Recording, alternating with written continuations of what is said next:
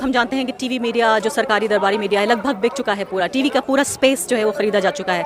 लेकिन ऐसे में आप ही के जैसे जो पत्रकार हैं वो ही भविष्य हैं इस देश का। मैं ये आपके चैनल के माध्यम से ये कहना चाहती हूँ। तो टीवी तो ये बताता है कि ये कानून किसानों के लिए फ़ायदेमंद है, कि ये महापुरुषों ने ये कानून उनके लिए बनाए हैं, तो किसान यहाँ क्यों बैठे हैं, करोड़ों लोग क्यों बैठे हैं। तो अगर ये समझता है दरबारी सरकारी मीडिया कि सिर्फ उसी की आवाज़ लोगों तक पहुँच रही है तो वो बिल्कुल बहुत भूल में है। तो ये जो सिर्फ जो मीडिया का ये पूरा खेल है, टीवी मीडिया का, बिग मीडिया का जो खेल है, ये खेल सिर्फ एक छोटे मिडिल क्लास का है। और ये छोटा मिडिल क्लास जो पूरी तरीके से सांप्रदायिक हो चुका है, बहुसंख्यकवादी हो चुका है और रेडिकलाइज हो चुका है, जिससे मैं, मेरा परिवार, मेरा कुत्ता, मेरी गाड़ी, मेरी नौकरी, इससे ऊपर वो नहीं सोच पाता है। पत्रकारिता सत्ता विरोधी ही होती है। सत्ता के साथ जो पत्रकारिता होती है वो पत्रकारिता नहीं, प्रोपेगेंडा होता है। एक तरह का जो अंधेरा भारत है, जो सांप्रदायिकता से, बहुसंख्यकवाद से, नफरत से, हिंसा से पूरी तरीके से ओढ़ लिया है उसने अपने को, उस भारत का मुकाबला वो भारत कर रहा है जो गरीबों का भारत है, किसानों का भारत है, मजदूरों का भारत है, अधिकारों का भारत है, आज़ादी का भारत है, संविधान का भारत है। एक तरफ पत्रकार हैं और एक तरफ प्रोपेगेंडिस्ट हैं। इस बात को आप अच्छी तरह समझिए। आज सबसे बड़ी बात यह है कि जो लोग अपने को मुख्य धारा का पत्रकार कहते हैं, उन्होंने अपना ज़मीर बेच दिया है, उन्होंने अपना ईमान बेच दिया है, उन्होंने अपनी कलम बेच दी है, उन्होंने अपना माइक बेच दिया है।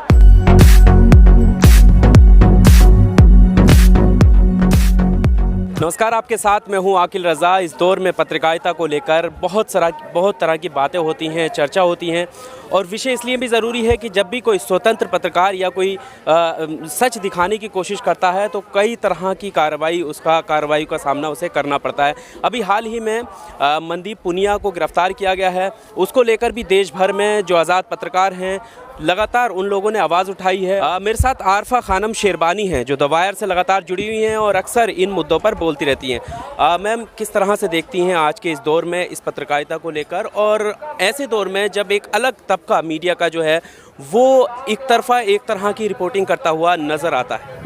मुझे लगता है पत्रकारिता के दौर का बहुत अंधेरा दौर है ये, और इसके साथ साथ बहुत उजाले भरा दौर भी है। मुझे याद नहीं आता कि इससे पहले जो बोलने की स्वतंत्रता है उसको लेकर या जो प्रेस की आज़ादी है उसको लेकर मेरे पिछले 20 साल के पत्रकारिता के सफ़र में इतनी आवाज़ें उठी हों। क्योंकि आप ये समझिए कि ये प्रकृति का रूल है कि जितना जिस चीज़ को दबाया जाएगा वो चीज़ उतनी ही उठेगी। और ऐसा लगता है कि बहुत सारे लोग, हम जानते हैं कि टीवी मीडिया जो सरकारी दरबारी मीडिया है लगभग बिक चुका है पूरा, टीवी का पूरा स्पेस जो है वो ख़रीदा जा चुका है। लेकिन ऐसे में आप ही के जैसे जो पत्रकार हैं वो ही भविष्य हैं इस देश का। मैं ये आपके चैनल के माध्यम से कहना चाहती हूँ कि इन्हें छोटा पत्रकार न बताया जाए, इन्हें कस्बे का पत्रकार न बताया जाए, इन्हें गाँव का पत्रकार न बताया जाए। यही सबसे बड़े पत्रकार हैं। सिर्फ राष्ट्रीय नहीं, अंतर्राष्ट्रीय स्तर पर जो पत्रकारिता को बचाएंगे वो यूट्यूब पे जो आ गए लोग हैं। क्योंकि टीवी का जब पूरा स्पेस बिक चुका है तो जो सच्चे ईमानदार पत्रकार हैं वो यूट्यूब पर आ चुके हैं अब, और एक तरह से एक डेमोक्रेटिक स्पेस, एक लोकतांत्रिक जगह बनाने की कोशिश है। अब पुनिया को जो गिरफ्तार किया गया है, मनदीप पुनिया को, ये पता नहीं कितने लोग उनको पहले जानते रहे होंगे। मुझे पता चला है कि वो काफ़ी लोकप्रिय थे, लेकिन अब से ज़्यादा अब करोड़ों लोग जानते हैं कि सिर्फ एक पत्रकार को पत्रकारिता करने के लिए उसको जेल में डाल दिया गया। यानी आप ये सोचिए कि चार्ज भी जो उसके ऊपर लगाया गया है वो भी इतनी हैरानी की बात है कि कोई कानून, कोई अदालत, कोई जेल इस तरह के चार्ज में उसको अंदर नहीं रख सकती। लेकिन ये शायद सबसे अंधेरा दौर है हमारी सियासत का, लेकिन बहुत उजाला दौर है हमारी पत्रकारिता का। कैसे जब पत्रकारिता पर इस तरह के हमले होते हैं तो क्योंकि आवाज़ उठाने के लिए बहुत से लोग हैं लेकिन शायद उनकी आवाज़ वहाँ तक नहीं पहुँच पाती है। दूसरी तरफ जो मेन स्ट्रीम मीडिया के पत्रकार हैं वो खुलकर अपनी बात रखते हैं। ऐसा लगता है कि मानो कोई प्रवक्ता बात कर रहा हो, उस पर कोई कार्रवाई नहीं होती है। तो अब अगर इन छोटे पत्रकार को आगे बढ़ना होगा, इस तरह की जो चीज़ें जो फेस करते हैं, तो वो कैसे अपने आप में उभर पाएंगे? कैसे एक पत्रकारिता का जो एक स्तंभ है वो कैसे अपने आप को रख पाएगा सीधा? अगर आवाज़ नहीं पहुंचती, यहाँ एक एक किसान को आप उठा लीजिए, उनसे बात करिए, ऐसा लगता है कि कोई कितने बड़े विद्वान हैं ये लोग। और ये सब जो ये ऑल्टरनेट मीडिया है उसी के ज़रिए जो सूचनाएँ पहुँची हैं उन पर ही आधारित इनके विचार हैं ये। तो अगर ये हमारे आपके ज़रिए इन पर सूचना नहीं पहुँच रही होती तो शायद ये आंदोलन भी नहीं होता। क्योंकि अगर आप टीवी की बात माने तो टीवी तो ये बताता है कि ये कानून किसानों के लिए फ़ायदेमंद है, कि ये महापुरुषों ने ये कानून उनके लिए बनाए हैं, तो किसान यहाँ क्यों बैठे हैं, करोड़ों लोग क्यों बैठे हैं। तो अगर ये समझता है दरबारी सरकारी मीडिया कि सिर्फ उसी की आवाज़ लोगों तक पहुँच रही है तो वो बिल्कुल बहुत भूल में है। इससे पहले हमने देखा था CAA के खिलाफ प्रोटेस्ट हुआ था। अब हमने देखा एक ही साल के अंदर, यानी जनवरी से जनवरी तक एक देश में जो तानाशाही का शिकार हो रहा है, वहाँ 2 इतने बड़े जन आंदोलन खड़े हो गए हैं। आप कहते हैं कि लोगों को सूचना नहीं है। अगर लोगों को सूचना ही नहीं होती तो वो यहाँ सेलिब्रेट कर रहे होते कि मोदी जी बहुत अच्छी बात है कि आपने हमें ये कानून दे दिया और ये हमारे लिए बहुत फ़ायदेमंद है। तो ये जो सिर्फ जो मीडिया का ये पूरा खेल है, टीवी मीडिया का, बिग मीडिया का जो खेल है, ये खेल सिर्फ एक छोटे मिडिल क्लास का है। और ये छोटा मिडिल क्लास जो पूरी तरीके से सांप्रदायिक हो चुका है, बहुसंख्यकवादी हो चुका है और रेडिकलाइज हो चुका है, जिसे सिर्फ अपना नैरो इंटरेस्ट समझ में आता है कि मैं, मेरा परिवार, मेरा कुत्ता, मेरी गाड़ी, मेरी नौकरी। इससे ऊपर वो नहीं सोच पाता है, इन जन आंदोलनों को समझ भी नहीं पाता। ये समझता है कि कुछ दीवाने लोगों की ये खुराफात है, वो समझ भी नहीं सकते हैं। लेकिन ये सूचना लोगों तक पहुंच रही है। ये ऑल्टरनेट मीडिया की जीत है कि भारत में लोकतांत्रिक जो सिस्टम है, अभी तक लोकतंत्र जो है वो जिंदा है। इस अल्टरनेटिव मीडिया को इस तरह से भी देखते हैं कि कहीं ना कहीं ये मोदी विरोधी लोग हैं, अर्बन नक्सल लोग हैं, इस तरीके की टैगलाइन दी जाती है। इससे कैसे निपटा जा सकता है? देखिए, पत्रकारिता जो होती है वो पत्रकारिता सत्ता विरोधी ही होती है। सत्ता के साथ जो पत्रकारिता होती है वो पत्रकारिता नहीं, प्रोपेगेंडा होता है। मैं 20 साल से पत्रकारिता हूँ, मेरी पत्रकारिता ऐसी ही है जैसी थी 20 सालों में। सिर्फ सरकार बदली है और जिस तरह से लोग उसे देख रहे हैं वो बदला है। मैं नहीं बदली, मेरी पत्रकारिता नहीं बदली। पहले भी मैं सरकार से ऐसे ही सवाल पूछती थी जो आज पूछती हूँ। पहले भी मैं हाशिए के लोगों के साथ ऐसे ही खड़ी रहती थी जैसे आज खड़ी रहती हूँ। सिर्फ जो नज़रिया था उसको देखने का वो बदला है।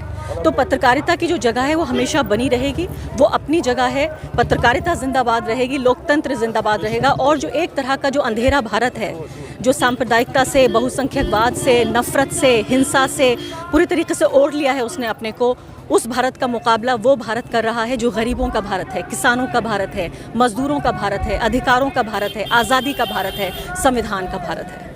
आपका लंबा एक एक्सपीरियंस है पत्रकारिता को लेकर। हम अभी आए हैं, मानो कि आप लोगों को देखकर हम लोग सीख रहे हैं पत्रकारिता का नज़रिया।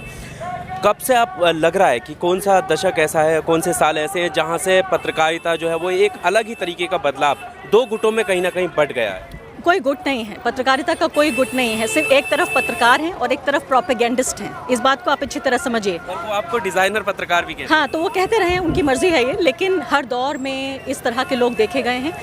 लेकिन पिछले 70 साल में शायद भारत में इमरजेंसी के वक्त में भी इतना ख़राब दौर नहीं था। तब भी पत्रकार जेल गए पत्रकारिता करने के लिए, लेकिन वो तब मुख्य धारा के पत्रकार थे। आज सबसे बड़ी बात यह है कि जो लोग अपने को मुख्य धारा का पत्रकार कहते हैं, उन्होंने अपना ज़मीर बेच दिया है, उन्होंने अपना ईमान बेच दिया है, उन्होंने अपनी कलम बेच दी है, उन्होंने अपना माइक बेच दिया है।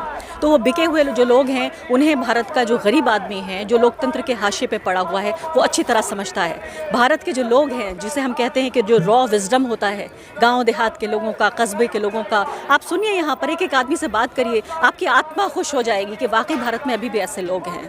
अभी हमने देखा हाल ही में अर्नब गोस्वामी का नाम एक चैट को लेकर सामने आता है और ऐसे कई सारे मामले आते हैं, उन पर कोई कार्रवाई नहीं होती है। लेकिन एक प्रशांत कनौजिया या एक पत्रकार ऐसे जो खुलकर बोलना चाहते हैं, उन पर कार्रवाई हो जाती है। इसकी क्या वजह लगती है? देखिए, हर आंदोलन और हर जो कैंपेन है और हर जो एक जज्बा है वो त्याग मांगता है। अभी भी वो त्याग मांग रहा है। कुछ पत्रकार जेल जाएंगे, कुछ पत्रकारों की हत्याएं भी हो सकती हैं छोटी छोटी जगहों पर। इतनी सी खबर जो आप तक लेकर आते हैं आम जनता तक, लोगों को इस बात को समझना चाहिए कि ये छोटे छोटे पत्रकार बहुत बड़े पत्रकार हैं। ये पत्रकारिता इनकी बहुत बड़ी है, इन छोटे पत्रकारों की। ये जान पर खेल कर आपके लिए वो इन्फॉर्मेशन ला रहे हैं। मेरे जैसे लोग जब स्टूडियो में बैठकर जो एनालिसिस करते हैं, जो आकलन करते हैं खबरों का, वो उन पत्रकारों की खबरों पर बुनियाद करके करते हैं। आधार वो है। जो छोटे छोटे पत्रकार जो बहुत बड़ी पत्रकारिता कर रहे हैं गांव देहात में, बिहार के इलाके में, इसके अलावा वहाँ पर आप ये देखिए कि हम तो फिर भी राष्ट्रीय मीडिया हैं। मेरे पास एक ट्विटर हैंडल है, लाखों फॉलोवर्स हैं, मेरे पास एक यूट्यूब चैनल है, उससे मैं अपनी आवाज़ बुलंद कर सकती हूँ।